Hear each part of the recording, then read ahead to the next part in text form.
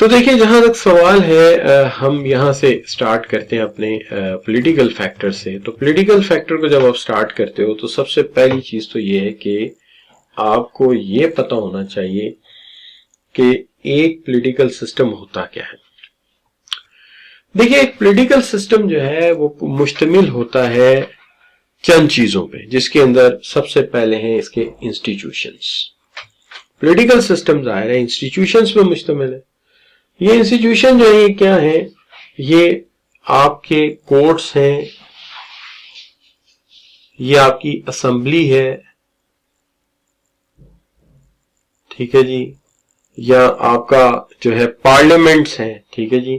तो पार्लियामेंट्स हैं, कोर्ट्स हैं, अच्छा जी, आर्मी है, और ये सब लोग जो है ये मिलके जो है एक निजाम बनाते हैं। इस निजाम को हम पॉलिटिकल सिस्टम कहते हैं। ये इंस्टीट्यूशंस का कॉम्बिनेशन है, इंस्टीट्यूशंस का कॉम्बिनेशन है, बल्कि इसके अंदर एक अहम चीज और भी है जिसको हम मीडिया कहते हैं। तो आप ये कह सकते हैं courts, assembly, army, media, these combinedly make an institutions make a political system. इस पॉलिटिकल सिस्टम में पॉलिटिकल ऑर्गेनाइजेशंस भी हैं, और वो पॉलिटिकल ऑर्गेनाइजेशंस क्या हैं, मुख्तलिफ पॉलिटिकल पार्टीज हैं। जैसे आपके मुल्क में जो है वो पीपीपी है, पीएमएल है, और फिर उसके बाद जो है पीटीआई है। तो ये सब जो है पॉलिटिकल ऑर्गेनाइजेशंस हैं। अच्छा, फिर इसके बाद देखते हैं तो यहाँ पे कुछ ट्रेड यूनियंस भी प्रिवेल करती हैं और लॉबी ग्रुप्स भी हैं। लॉबी ग्रुप्स के ऊपर आगे चल के तफसील से हम बात करेंगे, लेकिन ट्रेड यूनियंस हैं, जैसे आप देखिए कि ट्रेड यूनियंस है union of the people of the same profession. जैसे पाकिस्तान मेडिकल एसोसिएशन एक प्रोफेशनल ऑर्गेनाइजेशन है, ट्रेड यूनियन भी है। इसी तरह ICAP is also a professional body. It's also a trade union. Is a union of the people who are listed chartered accountant people.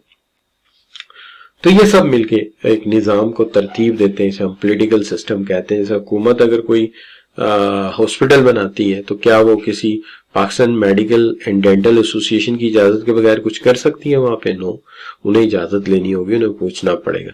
अगर वो कोई बिल्डिंग बनाते हैं तो क्या ख्याल है, पाकिस्तान इंजीनियरिंग काउंसिल की रूल्स को हटके कुछ किया जा सकता है? नहीं किया जा सकता। ऑब्वियसली इन रूल्स को फॉलो किया जाएगा, समझा जाएगा।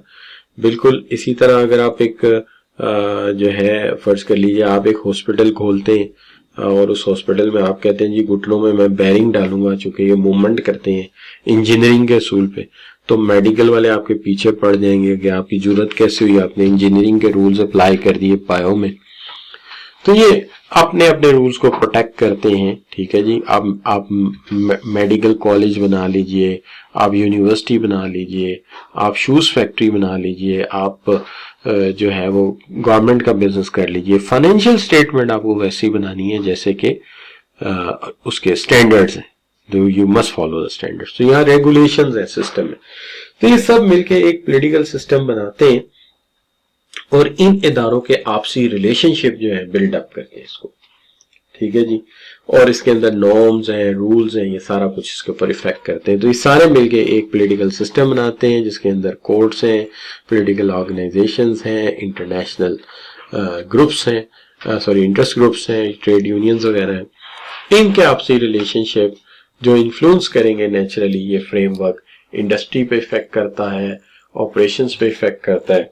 तो जब ये सब पे इफेक्ट करता है तो नेचुरली हम ये समझते हैं कि ये जो है हमारे कारोबारी दुनिया पे भी असरअंदाज होता है, ठीक है जी। तो पॉलिटिकल स्टेबिलिटी जो है, पॉलिटिकल स्टेबिलिटी हमारे कारोबार को बढ़ाती है, लेकिन पॉलिटिकल इंस्टेबिलिटी रिस्क कॉज करती है, इसलिए हमारे लिए बिजनेस के लिए बड़ा अहम मामला है, ठीक है जी। इसी तरह डिफरेंट एनवायरनमेंट जो है कंट्रीज में वो इफेक्ट करती है हमारे कारोबार को। कहीं डिक्टेटरशिप है, कहीं डेमोक्रेसी है, कहीं प्रेसिडेंशियल सिस्टम है, कहीं पार्लियामेंटेरियन सिस्टम है, ये सब। और फिर लॉ भी हमारे बिजनेस को इफेक्ट करता है, लिहाजा लॉज एंड रेगुलेशंस भी हमें देखने पड़ते हैं।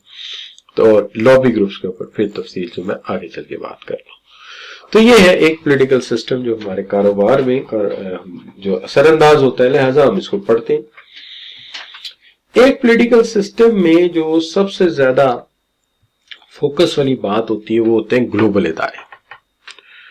ग्लोबल इदारे जो है कारोबार के रुख को मुतय्यन करते हैं, जैसे यूरोपियन यूनियन लेजिस्लेशन है या WTO है, तो ये कारोबारी दुनिया पे बड़ी असरअंदाज होती है कि WTO सुबह कहती है जी कि फलां मुल्क से जो है फ्री ट्रेड करवाने की कोशिश करती है, नतीजा कामयाब हो जाता है तो कारोबारी दुनिया बदल जाएगी। इस तरह नेशनल लेवल के मामलात हैं जिसके नेशनल लेजिस्लेशन है, गवर्नमेंट है, ये इफेक्ट करती हैं, और फिर आपके लोकल शहरी इलाके जो है वहां के लॉज इफेक्ट करते हैं। तो 3 लेवल, एक ग्लोबल यानी ग्लोब, और एक फिर कौमी धारा है आपका, और फिर एक आपका जो है वो लोकल लेवल है। तो तीनों लेवल पे जो जो सियासी तब्दीलियां होती हैं वो हमारे बिजनेस को इफेक्ट करती हैं, चाहे वो यूनिवर्सली ग्लोबली देख लीजिए, चाहे वो नेशनली देख लीजिए कौमी सतह पे, और या फिर आप अपने शहर में देख लीजिए डिस्ट्रिक्ट लेवल के ऊपर। लेकिन हम आगे चलते हैं बात को लेके, यहां हमें ज्यादा नहीं रुकना, बस बात को समझना ही था। अब आज के दौर की जो पॉलिसी है वो ये है कि अगर आप देखें कि पाकिस्तान में 60 से 70 की दहाई में जितने भी इदारे थे उनको नेशनलाइज करने की तरफ हम चल पड़े थे। तो पहले नेशनलाइजेशन का बड़ा जोर रहा, फिर 80s में हम किसी हद तक जो है ना वो सेमी गवर्नमेंट ऑर्गेनाइजेशन बनाने के चक्कर में रहे, और 90s में आके पाकिस्तान 90s से ऑनवर्ड जो है पाकिस्तान जो है वो डी नेशनलाइजेशन या प्राइवेटाइजेशन की तरफ जो है बड़ी तेजी से गामजन हो गया। तो ये मुख्तलिफ अदवार रहे हैं हमारे, और ये तमाम पॉलिटिकल चेंजेस ही थी जिन्होंने पहले इदारों को नेशनलाइज कर दिया, फिर इदारों को सेमी गवर्नमेंट शक्ल दे दी, और फिर इदारों को जो है वो इन दी एंड जो है वो प्राइवेटाइज दोबारा कर दिया।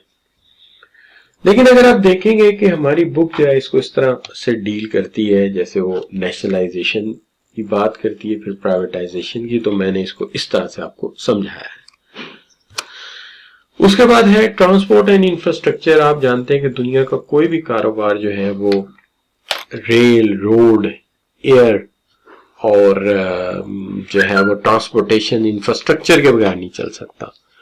यानी मेरे सुनने में आता है कि बहुत अच्छे अच्छे एग्रीकल्चर प्रोडक्ट होते हैं बाज़ इलाकों में बलूचिस्तान के, लेकिन वो दूर दराज है, वहां से एक्सेस नहीं है।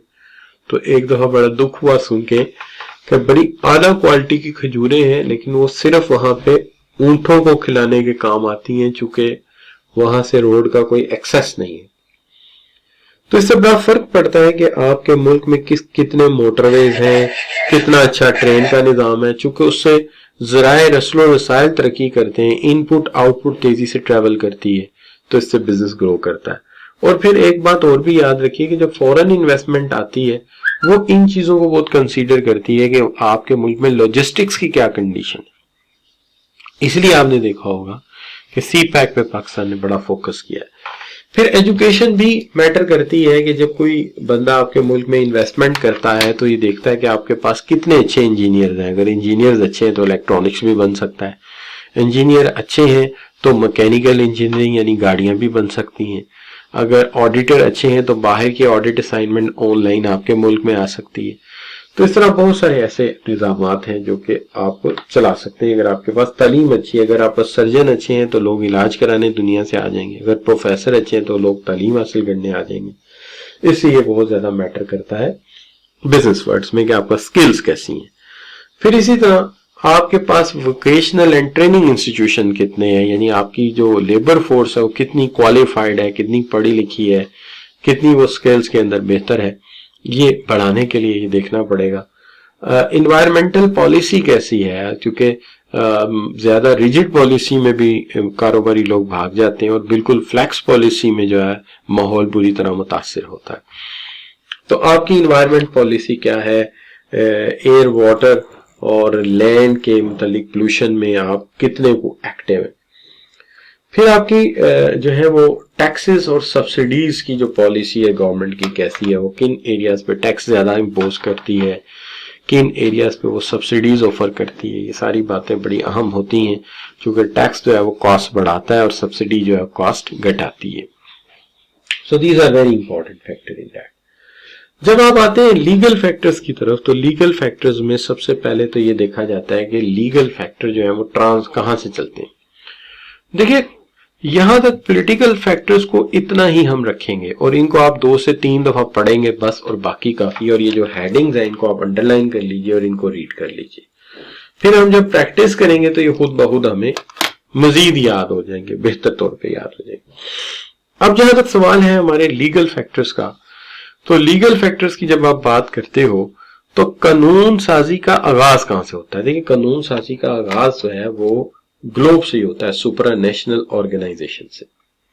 फिर नेशनल लेवल पे ये बात आती और फिर रीजनल लेवल पे। यानी मैं इसको यूं कह सकता हूं कि जो सुपरा नेशनल है उसके अंदर वो तमाम कवानीन जो इंटरनेशनल कोर्ट ऑफ जस्टिस ने बनाए हैं, वो तमाम कवानीन जो कि इंटरनेशनल कोर्ट ऑफ जस्टिस ने बनाए हैं, ठीक है जी, चाहे वो आप कह लीजिए इंटरनेशनल एग्रीमेंट्स हैं, वो हमें मानने पड़ेंगे चूंकि we are member of UNO.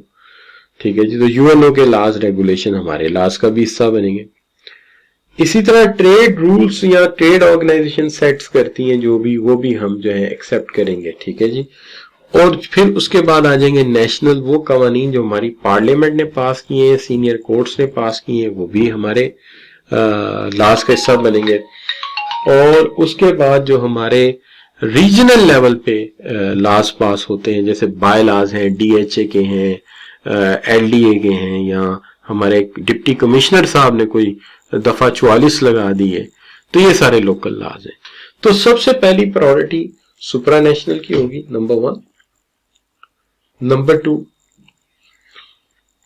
National, number 3 regional. इसकी तरतीब इस तरह से इसलिए है कि हम जब इन लॉज वगैरह को देखते हैं तो हम इसको इंटरनेशनल सिनेरियो में देखते हैं, हम इसको जो है बैनुल कौमी माहौल में देखते हैं। तो बैनुल कौमी माहौल में जब हम देखते हैं तो अल्टीमेटली जो मल्टीनेशनल है वो सबसे ज्यादा तो उन लॉज को देखेंगी जो हर जगह सेम है, और हर जगह सेम वही लॉज हैं जो यूएनओ ने बनवाए हैं। दूसरे लॉज जो है वो नेशनल लेवल के हैं, और तीसरे जो है वो आपके रीजनल हैं। तो ये हम इनको इस तरतीब से देखते हैं। अब जहां तक सवाल है, एक चीज है जिसको कहते हैं एम्प्लॉयमेंट प्रोटेक्शन लॉज। अब ये आगे तरतीब आ जाती है, इसमें डेटा प्रोटेक्शन है, एम्प्लॉयमेंट प्रोटेक्शन है, कंज्यूमर प्रोटेक्शन है, इनकी एक लंबी तफसील भी है, लेकिन छोटी छोटी बातें। मिसाल के तौर पे अगर एम्प्लॉयमेंट प्रोटेक्शन लॉ है तो क्या है कि आप कम से कम उजरत कितनी दे सकते हैं। जैसे पाकिस्तान में इस वक्त जो है 17,500 रुपए फिक्स है, इससे कम पे आप किसी को देंगे तो कानूनी तौर पे आप मुजरिम डिक्लेयर किए जाएंगे। वर्किंग कंडीशन के लॉज हैं कि आप एक वर्कर से मैक्सिमम कितने आवर्स तक काम ले सकते हैं, और वीकली कितने वर्किंग डेज होंगे, और मंथली कितने आवर्स काम किया जाएगा। ये कुछ लॉज हैं। और इसके हेल्थ एंड सेफ्टी स्टैंडर्ड्स भी हैं कि काम करने वाले को किस तरह का माहौल आप देंगे, वर्किंग कंडीशंस कैसी देंगे, जिसके अंदर लाइट होनी चाहिए, पीने का पानी होना चाहिए, ठीक है, वगैरह वगैरह, ये है। और इसके अंदर वो लॉज होते हैं कि जी मैं आपको बताता हूं, मैंने एक दफा पढ़ा था कि हर 15 से 20 लोगों पे वर्किंग एनवायरनमेंट में एक वॉशरूम होना चाहिए, और इसी तरह लिखा हुआ था कि लाइट प्रॉपर होनी चाहिए। तो ये सारी चीजें इसके अंदर आती हैं। अच्छा, अब बात आ जाती है कि पहली बात तो ये है कि आप जो है एक पेस, एक खास लेवल से कम पे नहीं दे सकते, माहौल आपको एक खास देना पड़ेगा, उसके अंदर आपको वर्किंग कंडीशन अच्छे देने पड़ेंगे, और कॉन्ट्रैक्ट वाज़ा करना पड़ेगा कितने आवर्स काम करना है, और किसी को बिला वजह आप जॉब से नहीं निकाल सकते। You must give the good reason, and secondly you must give notice on time.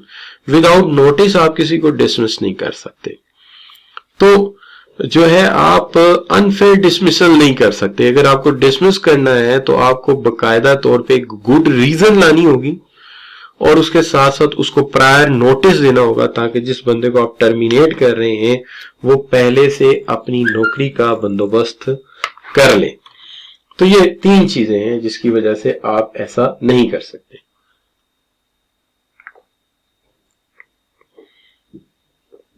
तो ये हकूक है, एक वर्कर के आपके ऊपर हक है कि उसको ये आप अदा करेंगे।